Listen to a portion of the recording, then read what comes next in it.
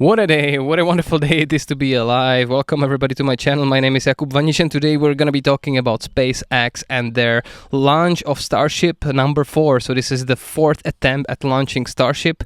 And without further ado, let's take a look at what we have here. It was a wonderful thing to behold.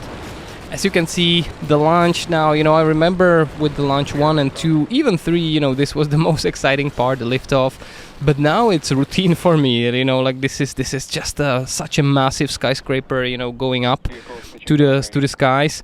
But there seems nothing, that would be disrupting it. Though, as you can see on the bottom left corner, one of the Raptor engines failed, and we need to find out why. You can see that the gas exhausts are basically burning through the clouds, and there are even some sound waves, that were visible on the water surface and in the clouds as well. But everything is going smooth. The Starship, with its booster, can definitely go up to the orbit without one Raptor engine. So that should be all fine. As we can see, we are getting really wonderful views in here.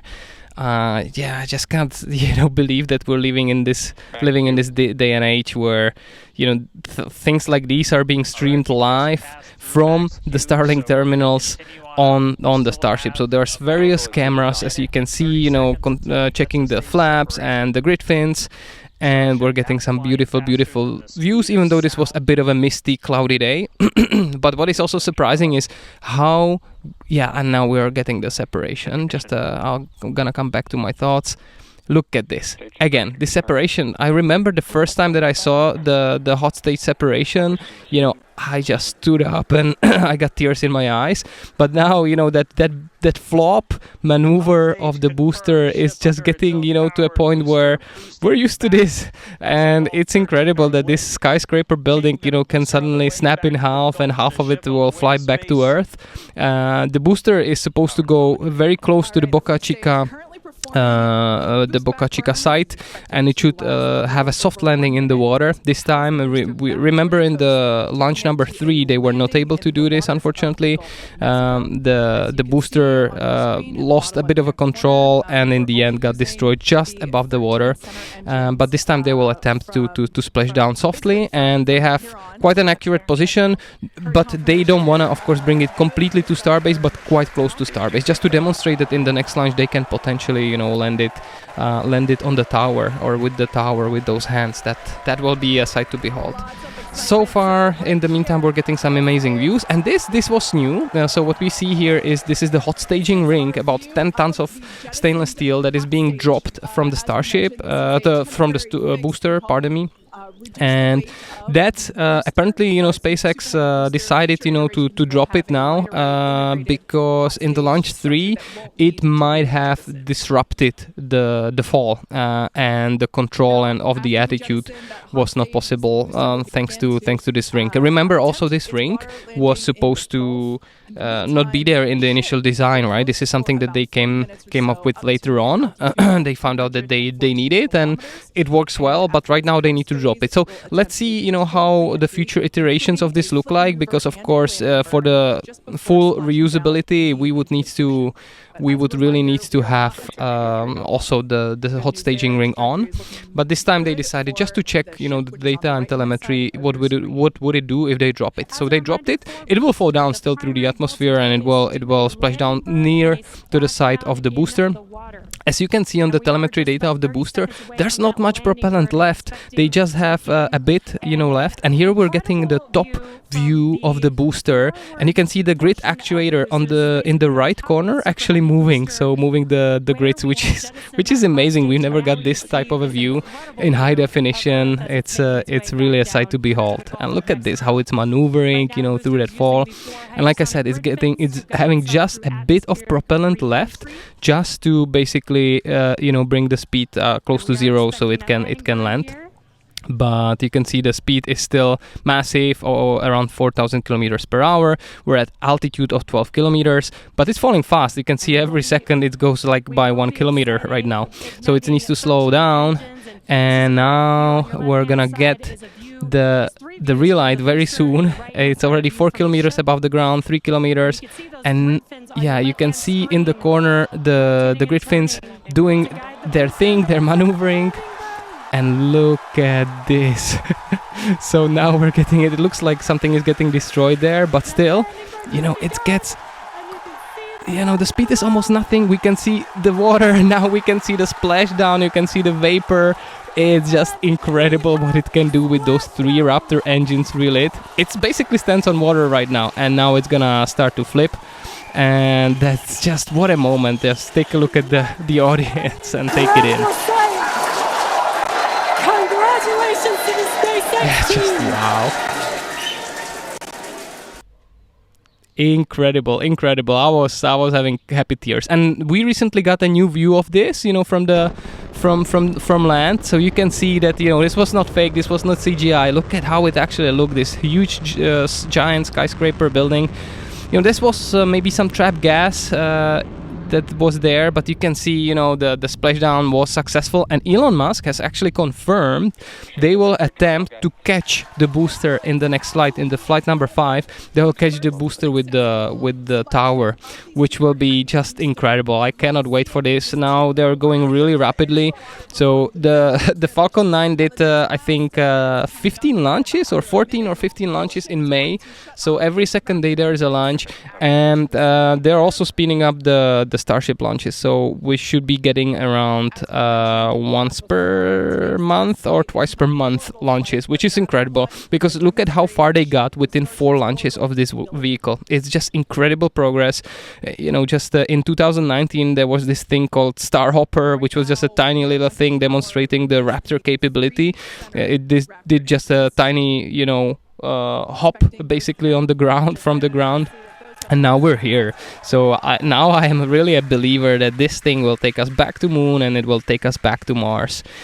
So yeah, now we're getting some incredible views. We're looking at the Starship. We can see the Earth behind it. You can see the curvature of Earth for those people that don't believe, that the Earth is a globe. I still can't believe how there are so many people that, these flat earthers that are fighting for this unbelievable misconception that has been debunked in 15th century or something like that. So incredible views, and everything is being controlled here just by the fins, just by the flaps, right? So there are 4 flaps, 2 in the front and 2 in the back. And now we skipped in time because we need to get towards basically part of Australia, Indian Ocean, so 45 minutes into the flight, and we're just watching Starship Booster is already down. It has landed softly into the ocean. And you can see, the plasma build up, below it. And if you remember, in the flight number 3, we had the issues where basically the Starship was rotating. It was out of control. Here it's super stable. It's like on a gimbal. It just doesn't move an inch, and everything is being controlled just by those flaps. Because it has some propellant in the tank for the landing, but that's really not that much, as you can see also on the telemetry data. It's going at the speed of 26,000, almost 27,000 kilometers per hour, and with the altitude around 100 kilometers. And now with the altitude of 83 kilometers, you can see that plasma buildup is bigger and bigger, and you can see that hinge in between the flap and the Starship. That's getting quite a lot of beating. That's where that's where most of the plasma is accumulating. And this is a different view of the front flap. And remember this camera. This camera will be the hero that will be bringing us these views. And look at these incredible colors. We're basically looking straight through the plasma here. We've never, as mankind, never seen these type of things. So now we skipped in time. T plus 57 minutes. Altitude of 56 kilometers. And that flap is getting some beating. And at the end, I will play, 2 clips of Elon Musk talking about this prior to the flight. He said that this is probably the weakest point of the ship, and this is what will probably not survive. And we can see it's not surviving. The hot gas is trapped there, and it's basically, the plasma is getting right into the flap, destroying it, eating it alive. And if you listen to the audience, you can see gasps and sad noises, because this looks like the ship is not gonna make it. Is Looks like we got the flap starting to come apart a little. Because it's 54 kilometers above the ground and it's kind of burning through it. And now, you can see a lot of debris is actually getting, into the camera. So the camera lens is getting dirtier and dirtier. And eventually it will even crack at some point. There will be a huge crack. So now you need to use quite a lot of your imagination, because this looks like a super violent event of all of this plasma destroying, our ship. Well, the ship should still be quite intact. But remember, what they did with SpaceX this time is they removed 2 of the tiles, the heat shield tiles, and 1 tile they changed for let's say a different tile that is tinier and less thick, because they wanted to get the data, how big of a deal it is if there is no tile. So they knew that the ship will get some beating, and the plasma can actually get through there and destroy the Raptor engines. But here, so we already thought that everything is gonna be destroyed, but here we're getting the hints of that flap still moving. It's still being controlled by the ship, by the software of the ship, which is, by the way, adjusting to these violent, events, the control mechanisms, right? Remember, a lot of things are burning on the ship. The flap is not fully controllable, but in this case, it still looks like we just can use our imagination. They are just sparks. In this case, sparks of hope at T plus 1 hour and 5 minutes, 2 kilometers above the ground. Super exciting. We're still seeing sparks. That means that the ship is still going through the atmosphere, or not through the atmosphere, it's in the atmosphere at 1 kilometer above the sea level and 368 kilometers per hour speed, right? So it should now attempt to reel the engines. Look at this, look at the telemetry data. It reeled the engines. We can see the flap still moving, still controllable. What a hero flap, right? It's still doing the job. It did the belly flop and it's standing upwards. And look at the speed, 22 kilometers per hour. We can see, now we can see the splash of the water. So, Eureka, we made it to Earth. We did a soft landing of both of these vehicles, which is absolutely unheard of. What a show, what a show. I think nobody expected them to make such a huge progress. And I cannot wait for the Launch 5. By the way, legacy media are still beating it. They always beat on Elon Musk, and especially SpaceX and Tesla. But in this case, they didn't have much to say. So they just, the articles are just saying something like SpaceX launched Starship. This time it didn't explode for once, or something like that. So, oh my God, the terrible, media are turning these events into something that it's not. This is a giant success for humankind. So like I said, at the end, I just want to play 2 clips of Elon Musk predicting what will happen and what will be the weakest part of it. The first one is actually from 2 years ago. He already predicted that this will happen. So take a listen. And then you got a hinge. That's you have to protect the hinge. This is if you said like, okay, what's highest probability of failure on re-entry?